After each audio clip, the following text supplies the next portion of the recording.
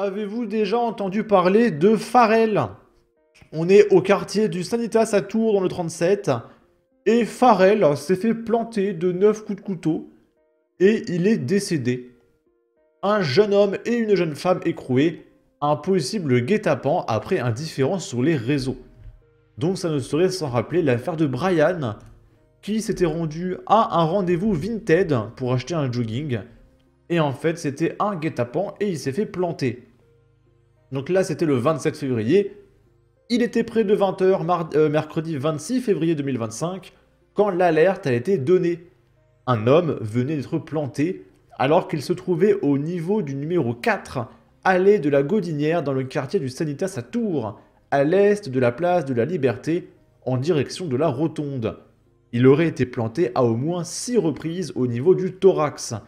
Selon les premiers éléments, la victime était âgée de 18 ans. Ce meurtre pourrait être intervenu dans le cadre d'un différend lié au trafic de stupéfiants. C'est pas le cas, on va le voir après. Il ne revêt en tout cas pas de caractère terroriste, assure ce mercredi soir le parquet de Tours, qui se refuse pour l'instant à tout commentaire, parce que l'enquête est encore en cours. Et le 1er mars, l'enquête a évolué.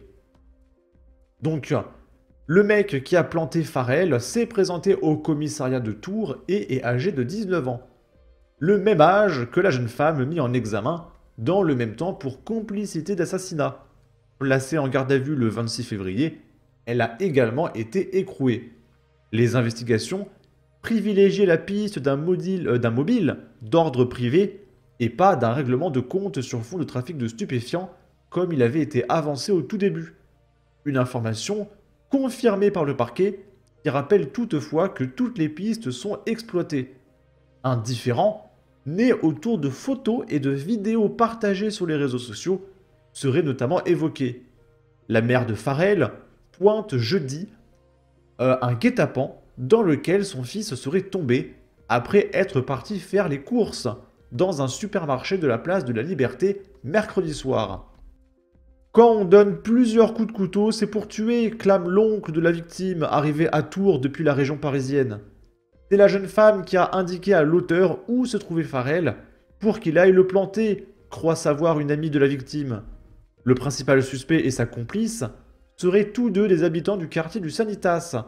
Outre les obsèques, les proches du jeune homme organisaient une marche blanche qui aura lieu samedi 8 mars 2025. 9 coups de couteau portés à l'abdomen et dans la poitrine lui ont été fatals.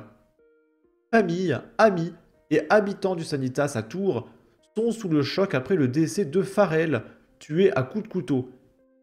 Avec des fleurs ou des mots, ils rendent hommage au garçon de 17 ans. Le 12 mai prochain, Farrell allait avoir 18 ans. Ingrid, sa maman, ne détourne pas son regard de la photo de son fils. Né en région parisienne, Farrell était arrivé à Tours en classe de 3e, au collège Anatole France, un garçon décrit comme très sociable.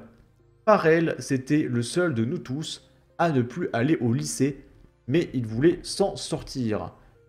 Donc voilà, adieu Farrell, encore une énième victime de ce pays laxiste. Là, on est encore à Tours. Il y a une église qui a été prise d'assaut par des collectifs pour des migrants et des gamins à la rue. Le prêtre a dit non, parce que l'église, c'est pas un club med, genre pourquoi l'église devrait accueillir tout le monde? Et du coup, il y a un militant d'Utopia 56 qui n'a pas été content que le prêtre ait dit non. Et maintenant, les migrants occupent la salle paroissiale, toujours sans aucune autorisation. Donc là, ils ont forcé la porte, ils ont pris des matelas, des couvertures, etc. Et ils se sont installés de force dans une église. Et du coup, j'ai une question. Parce que là, la France, aujourd'hui, c'est un pays musulman. Il y a beaucoup plus de mosquées que d'églises. Donc pourquoi c'est les églises qui accueillent les migrants et pas les mosquées? Par exemple, moi dans ma ville, il y a un truc comme 3 mosquées pour une église. Pourquoi ce serait à l'église d'accueillir les migrants, en fait?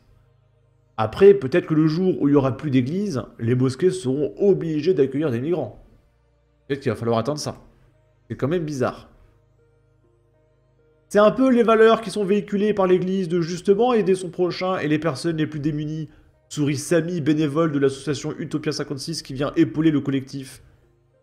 Et du coup, c'est pas les valeurs véhiculées par l'islam d'aider son prochain, je suppose. Mais la réponse du prêtre, ça a été de dire non. Sans solution d'hébergement, 27 personnes à la rue, dont plusieurs gamins de 4 à 13 ans, ont investi jeudi 27 février 2025 vers 19 h l'église de Saint-Étienne, place de Michelet, pour dormir. Puis ils ont déménagé un peu plus tard, après s'être débrouillés pour s'installer sans autorisation dans la salle paroissiale de l'église. Celle-ci est chauffée avec des toilettes et des points d'eau. Le collectif Pas d'enfants à la rue, avec d'autres organisations regroupées dans Accueil sans frontières, aucune solution n'était trouvée pour ces familles originaires d'Algérie, de Roumanie et du Daghestan. Et du coup, les mosquées veulent pas accueillir d'Algériens et de Daguestanais en fait. C'est quand même très bizarre. À moins que tu m'expliques que les Algériens et les Daguestanais soient chrétiens. En fait, les chrétiens, ils servent juste de serpillère. Il faut aider, il faut payer, il faut s'occuper des autres, etc. Mais les mosquées, non. C'est bizarre. Mais, attention, l'islam, c'est la paix, c'est l'amour, c'est la tolérance, ok. La semaine dernière, un appel aux dons a permis d'offrir un afflux exceptionnel de 1300 €. C'est un dixième, allez, un vingtième du salaire d'un député de la France Insoumise mensuel. Hein. D'autres personnes ont pu dormir dans une salle paroissiale, à la limite entre Tours et Saint-Pierre-des-Corps. Sinon, il aurait fallu payer plus de nuits d'hôtel et donc demander et obtenir des dons supplémentaires. Le collectif restera donc dans la salle paroissiale tant qu'aucune solution ne sera proposée. Des échanges avec le diocèse de Tours n'ont donc pas permis de trouver l'alternative, de même que les tentatives auprès du SAMU. La manière forte a donc été privilégiée pour communiquer sur le fait qu'il y a des personnes à la rue malgré les communications des autorités sur le renforcement des plans d'hébergement d'urgence. Et bah demandez aux mosquées en fait. Connu pour ses actions coup de poing, notamment l'occupation nocturne d'écoles, l'organisation Pas d'enfants à la rue réalise donc un nouveau fait médiatique pour alerter sur la situation de familles étrangères sans solution de logement. Mais s'il n'y a pas de solution de logement, en fait, pourquoi vous accueillez encore plus de familles étrangères? Je comprends pas. Expliquez-moi. Ça n'a aucun sens. Bon, on en a fini avec Tours. Maintenant, on va aller en Savoie et il y a une deuxième victime. Un homme de 39 ans qui a été tué par balle à Guilly-sur-Isère. Un homme de 24 ans a été abattu par arme à feu dimanche soir vers 23 h, route de Chambéry, dans la cour d'un ancien hôtel-restaurant transformé en plusieurs logements, en face du bar Les Tamaris. Plusieurs coups de feu ont été entendus. Les gendarmes ont été prévenus par un locataire. Un témoin, sous le choc, a été pris en charge par les secours. Le tireur a pris la fuite selon les forces de l'ordre. Et on n'a pas plus d'infos. Et on va terminer avec ça. Donc vous savez, les jeunes écoutent beaucoup le rap. Ah, c'est cool le rap. Des millions de vues et tout. Donc là, évidemment, je ne voulais pas la séquence pour des raisons de droit d'auteur. Par contre, je peux vous lire un petit peu les paroles. D'ailleurs, là, il y a les sous-titres. Je vais te planter, tu vas comprendre que toi et moi n'est pas les mêmes. Voilà, c'est cool.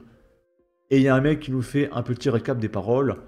Je vais planter ta grand-mère. L'autre fois, j'ai giflé une vieille, car elle m'a pas tenu la porte. Cette a eu de la chance. Je voulais pas casser son ramadan, sinon j'aurais pété ses dents. Je vais te planter pour rigoler. C'est même plus la France, c'est le Sénégal. Donc voilà, ça c'est le rap, ça fait 10 millions de vues. Et après, du coup, bah, les gamins, ils deal, ils insultent les grands morts, etc. C'est génial, le rap. C'est trop bien, le rap. Voilà, ça tiendrait qu'à moi, on interdirait le rap. Hein, c'est pas une chanson, ça. C'est pas des chansons. Moi, le rap, c'est juste des appels au meurtre, à la délinquance, etc. Ni plus ni moins. Hein.